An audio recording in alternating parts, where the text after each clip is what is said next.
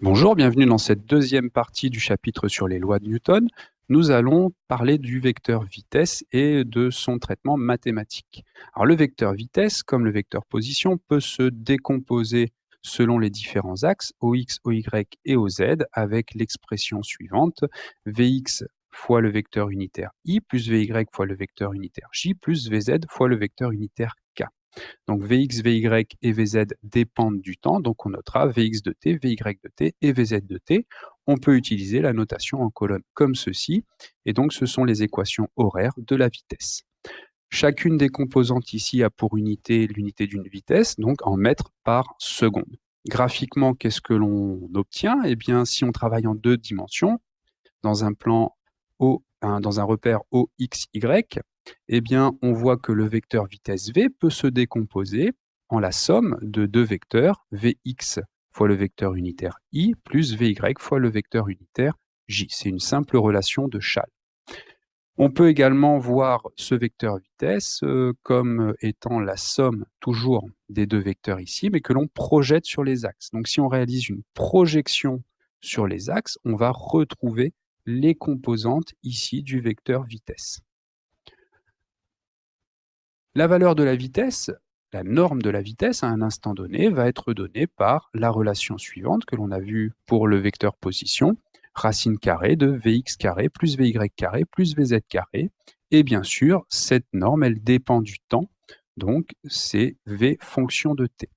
Alors, si on travaille en deux dimensions, eh bien, on éliminera la composante qui est absente. Si par exemple, il n'y a pas la composante selon l'axe OZ, eh bien, on éliminera Vz au carré. Ça sera simplement racine de Vx carré plus Vy carré. Le vecteur vitesse, qu'est-ce qu'il mesure? Il mesure la variation de position du système par rapport au temps. On l'a vu précédemment, dans le cas où on a un nombre fini de points le long d'une trajectoire, eh bien, le vecteur vitesse en un point de cette trajectoire, on a vu que c'était la variation de la position divisée par la variation de temps pour aller du point mi-1 au point mi plus 1. Mais maintenant, si on souhaite connaître le vecteur vitesse en tout point de la trajectoire, eh bien, pour cela, il faut qu'on augmente le nombre de points. Il faut qu'on ait en réalité une infinité de points le long de cette trajectoire pour connaître le vecteur vitesse en tout point. Alors, ça revient à quoi? Ça revient en fait à rapprocher les points mi-1 et les points mi plus 1 du point central mi.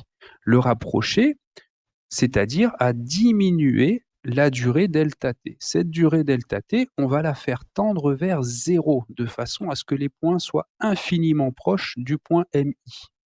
Donc, une nouvelle définition, si on veut connaître le vecteur vitesse en tous les points de cette trajectoire, c'est que le vecteur vitesse sera égal à la limite, lorsque delta t tend vers 0, de la variation de position sur la variation de temps.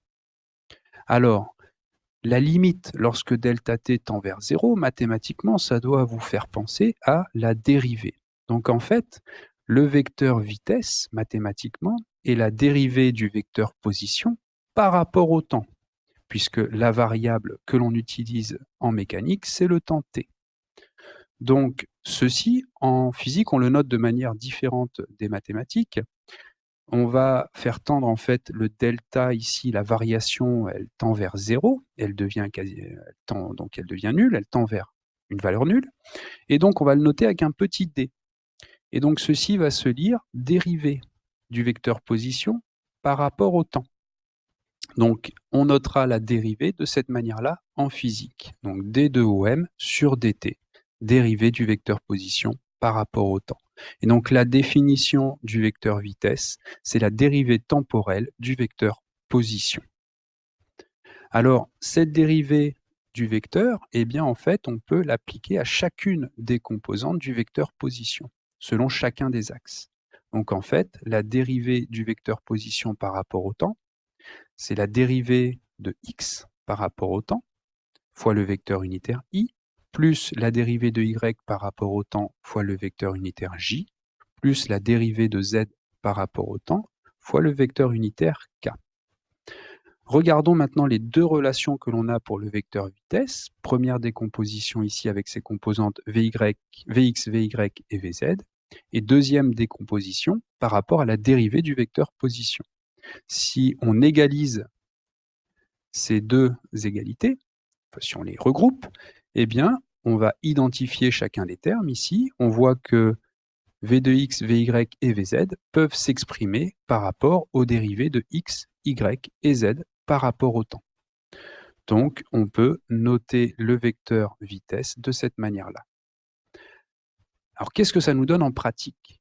Prenons un exemple. Reprenons la trajectoire rectiligne d'un véhicule le long d'un axe OX. On avait déterminé les équations horaires de la position, qui étaient que x en fonction du temps était une fonction linéaire k fois t, y était la fonction nulle et z était la fonction nulle.